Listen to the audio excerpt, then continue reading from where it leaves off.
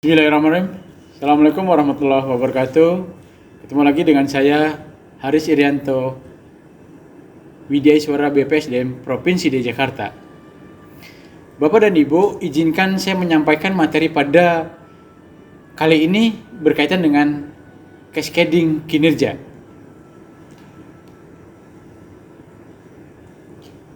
Ada 4 materi yang bisa saya sampaikan di sini. Yang pertama terkait dengan isu strategis kinerja yang ada di skup pemerintahan Provinsi DKI Jakarta.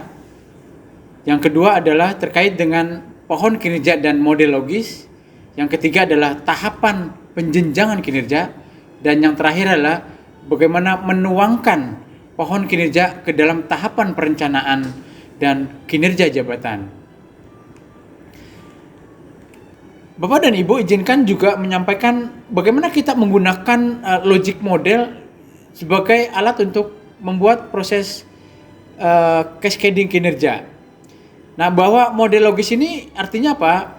Membantu daripada unit organisasi dalam memberikan penjenjangan kinerja, baik itu yang mendapatkan kinerja yang lebih operasional maupun kepada proses aktivitas yang lebih tepat dan berdampak kepada peningkatan kinerja organisasi.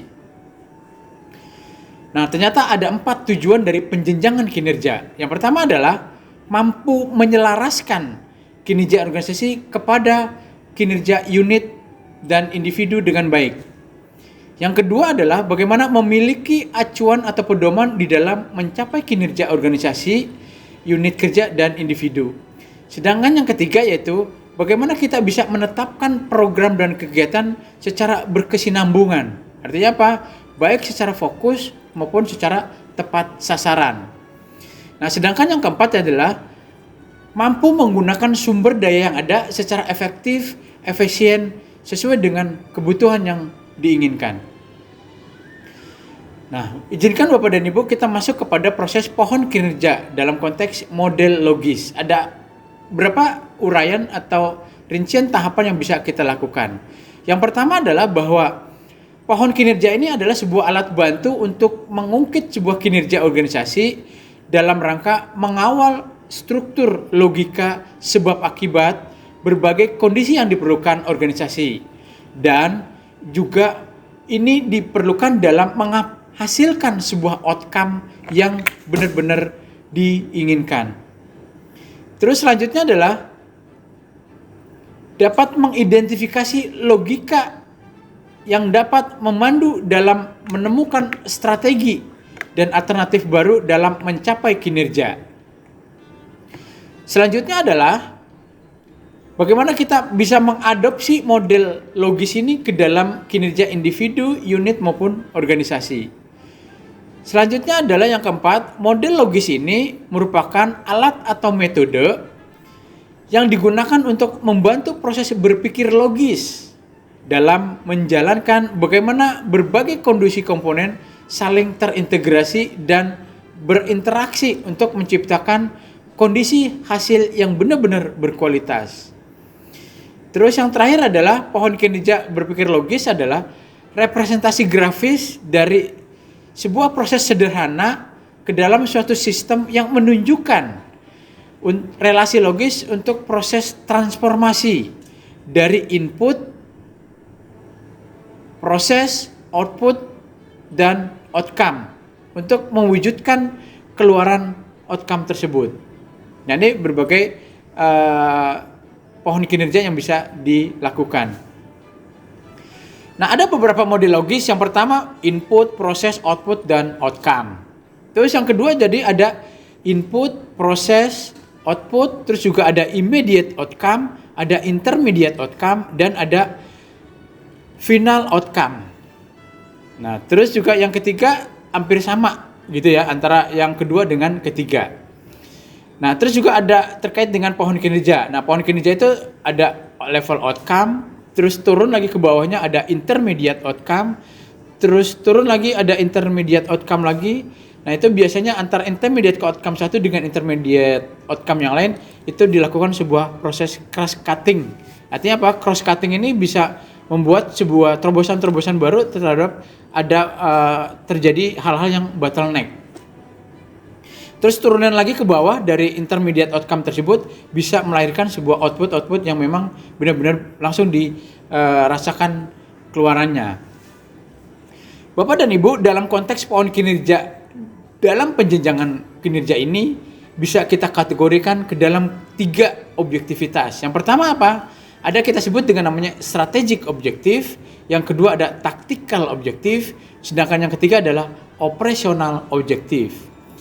Nah, hierarki sasarannya tadi, bagaimana strategic objektif ini merupakan sebuah hasil atau riset yang harus diwujudkan oleh sebuah organisasi. Artinya bahwa statement-statement yang dikeluarkan oleh organisasi itu bisa menggambarkan sebuah perubahan kondisi yang tadinya levelnya A menjadi level B yang otomatis menjadi lebih baik. Terus turunan hierarkinya menjadi yang kedua adalah tactical objektif. Apa itu tactical objektif? Biasanya berupa efektivitas dari sebuah hasil yang dilakukan dari program. Ya, kalau berkaitan dengan taktikal itu biasanya dengan program. Terus juga bagaimana yang ketiga adalah operasional objektif. Nah, ini biasanya berisi tentang accomplishment dari sebuah kegiatan atau aktivitas tertentu. Nah, kalau di leveling strategik menjadi ranahnya eselon 2 atau kepala dinas, kepala badan, sedangkan taktikal objektif ini menjadi ranahnya eselon 3 dan yang operasional objektif ini menjadi ranahnya eselon 4. Nah, ternyata ada beberapa informasi Bapak Ibu terkait dengan prinsip penyusunan pohon kinerja. Ada 7. Yang pertama apa? Logis. Artinya apa? Bahwa bagaimana antara penyusunan tersebut itu terjadi sebuah proses logika sebab akibat. Atau jika terjadi hal tertentu, maka dilakukan apa? Sebabnya apa, maka akibatnya apa. Nah, itu proses logis.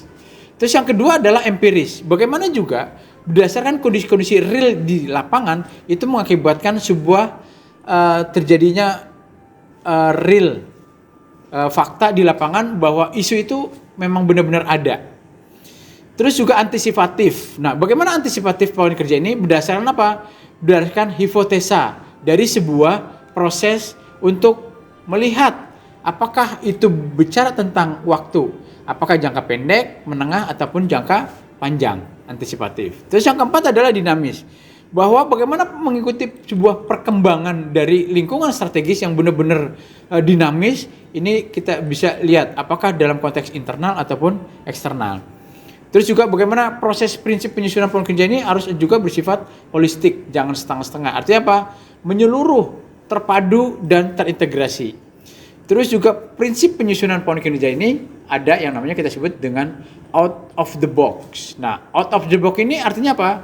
Kita melakukan hal-hal di luar kebiasaan rutin, di luar rencana yang sudah dilakukan. Terus juga di luar dari aturan-aturan yang sudah ada tetapi tidak melawan aturan. Terus yang terakhir adalah materialisme. Dan di sini terkait dengan apakah itu menjadi penting, apakah itu menjadi strategik, apakah itu menjadi bernilai tinggi, ataupun juga kita sebut dengan apakah ini mempunyai strategi yang benar-benar bisa dilakukan. Nah, itu yang bisa saya sampaikan Bapak Ibu. Barangkali lebih dalamnya, lebih tajamnya kita bisa berdiskusi di lain kesempatan. Dan juga kita bisa ada forum-forum lain yang bisa kita gunakan lebih tajam lagi terhadap materi cascading kinerja ini. Mudah-mudahan apa yang saya sampaikan ini bermanfaat untuk Bapak dan Ibu terkait dengan ada pencerahan-pencerahan baru terkait dengan cascading kinerja ini. Dan sekali lagi terima kasih atas kolaborasinya, terima kasih atas perhatiannya. Mudah-mudahan apa yang saya sampaikan ini dapat bermanfaat. Sekali lagi saya Haris Irianto mengucapkan terima kasih dan mewakili BPSDM Provinsi DKI Jakarta saya ucapkan billahi taufiq walhidayah. Assalamualaikum warahmatullahi wabarakatuh.